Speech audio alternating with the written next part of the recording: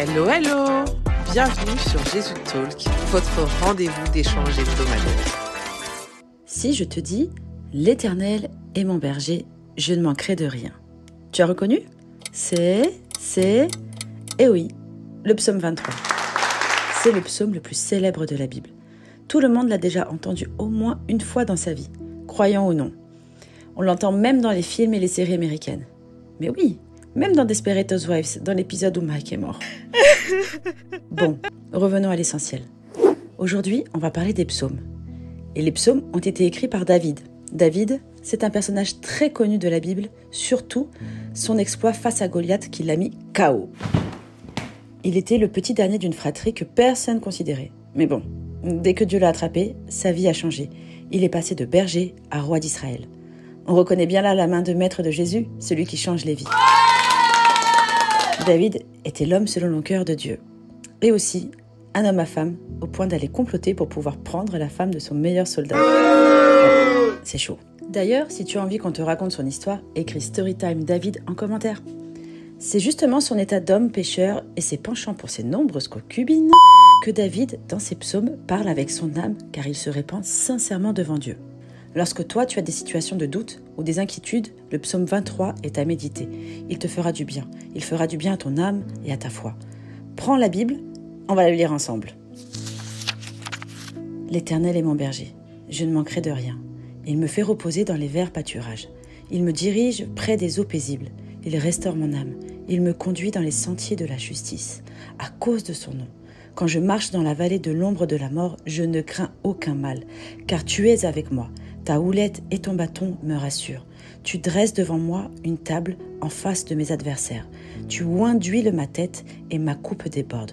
Oui, le bonheur et la grâce m'accompagneront tous les jours de ma vie et j'habiterai dans la maison de l'Éternel jusqu'à la fin de mes jours. Jésus est le bon berger et il sait reconnaître ses brebis. Il te reconnaît car tu es sa brebis. Si David a parlé de Jésus comme berger, c'est que lui aussi, il était un berger. Et il rend gloire au plus grand des bergers, Jésus. Le psaume 23 est divin. C'est une source d'encouragement, car l'Éternel est ton berger et tu ne manqueras de rien. Voilà ce qu'il te dit. Il pourvoit à tous tes besoins. Le bon berger donne sa vie à ses brebis et il les conduit, comme Jésus le fait avec toi chaque jour. Fais confiance à Dieu. Laisse-le régner dans ton cœur sincèrement. Tu ne crains rien. Il est au contrôle d'absolument tout. Jésus est la solution à ton problème, mais c'est ta foi en lui qui fera changer les choses. Avec cette attitude, tu as l'assurance de bénéficier de sa protection, de son amour, et le bonheur et la grâce t'accompagnent tous les jours de ta vie, même dans les temps difficiles. D'ailleurs, dans les temps difficiles, apprends à louer Dieu, à te réjouir, avant tout pour ton âme qui est sauvée. Le reste suivra, car il est justement en train de changer ta vie. Place ta confiance en Dieu. Cherche-le avec zèle afin de vivre ce psaume. Les psaumes font du bien à méditer. Par exemple, le psaume 91. C'est un psaume souvent médité pour prier contre les attaques spirituelles. Si tu traverses ce genre de choses, vraiment, cherche Dieu. Répands-toi sincèrement devant Dieu. Jeûne, médite ce psaume et rentre en prière pour que Dieu te révèle ce qui se passe. Et surtout, mets ta vie en ordre avec Dieu. N'oublie jamais que l'éternité c'est long, surtout en enfer. Encore un psaume qui édifie ta foi, par exemple, c'est le psaume 105. Ce psaume démontre encore que Jésus est le carrefour de la vie. Il n'y a pas d'autre solution que Jésus, mais tu dois le chercher, développer ta relation avec lui. Il est là, dans la situation que tu traverses. Mais toi, le laisses-tu la gérer ?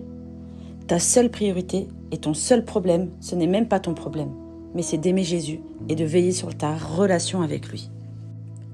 Et toi, quel est ton psaume préféré ? Dis-le nous en commentaire. N'oublie pas qu'avant tout, tu es spirituel et que ton problème ne durera qu'un temps. Parlons de spirituel. D'ailleurs, toute la Bible a une dimension spirituelle. Elle nous amène à Jésus de Genèse à Apocalypse, car Jésus est le chemin, la vie et la vérité. Dieu pardonne à tout être humain. Il n'y a rien qu'il ne pardonne pas, si ce n'est qu'un seul péché. D'ailleurs, tu sais quel est ce péché ? Je te laisse mettre ta réponse en commentaire. Et si tu cherches la réponse, c'est dans la Bible. Quand on regarde justement la vie de David, nous, en tant qu'humains, on l'aurait déjà jugé et condamné à la réclusion criminelle à la perpétuité. Dans la guerre contre le crime à New York, Les plus redoutables prédateurs sont poursuivis par les inspecteurs de la section criminelle. Voici leur histoire.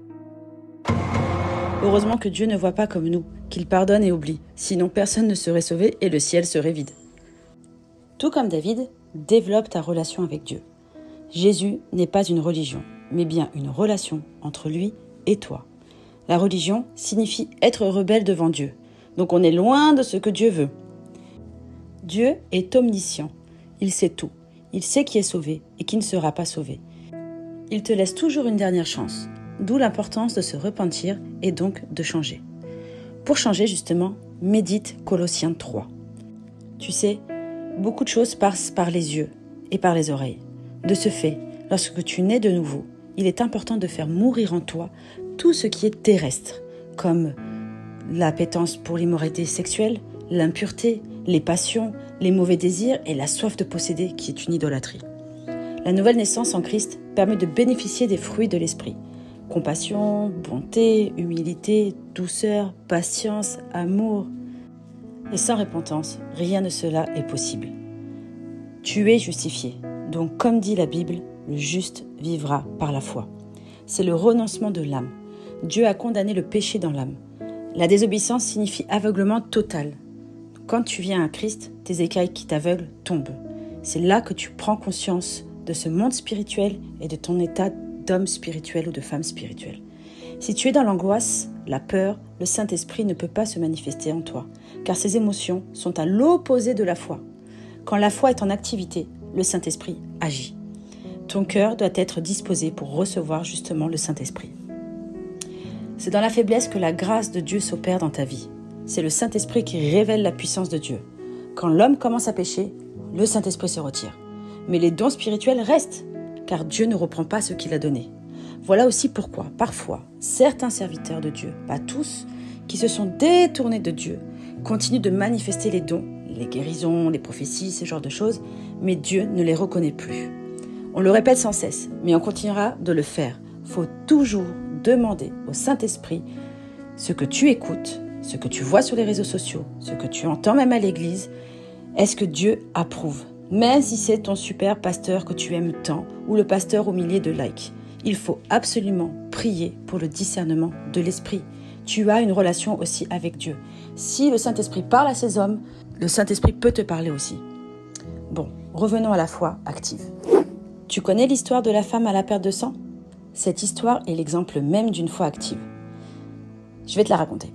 Il y avait une femme qui perdait du sang non-stop depuis 12 ans. Elle avait tout essayé pour que cela s'arrête. Vendu tout ce qu'elle avait pour aller voir de nombreux médecins et personne n'a pu l'aider et la guérir. Lorsque Jésus se déplaça pour aller voir la fille de Jairus, il y avait une énorme foule autour de lui. Et cette femme, par la foi, brave la foule malgré sa condition. Car il faut savoir qu'à cette époque-là, les traditions juives, elles ne pouvaient pas se mélanger à la foule car elle était considérée comme impure à cause de sa perte de sang.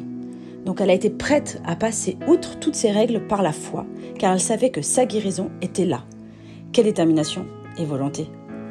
Elle a aussi réussi à toucher le bas du vêtement au dos de Jésus et elle fut guérie instantanément. Pourquoi ? Parce que sa foi a touché le cœur du Christ. Le prince de la vie l'a restauré. Il y a la foi, il y a le don de la foi aussi.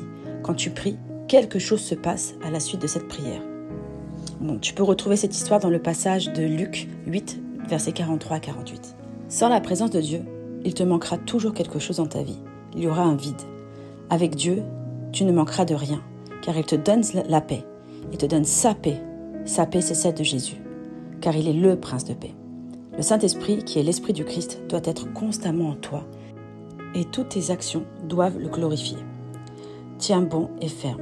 Dieu te dit dans Josué 1, verset 5, « Personne ne pourra te résister tant que tu vivras. Je serai avec toi comme j'ai été avec Moïse. Je ne te délaisserai pas et je ne t'abandonnerai pas. » On se retrouve la semaine prochaine pour une nouvelle exhortation. Passe une belle semaine avec le Saint-Esprit.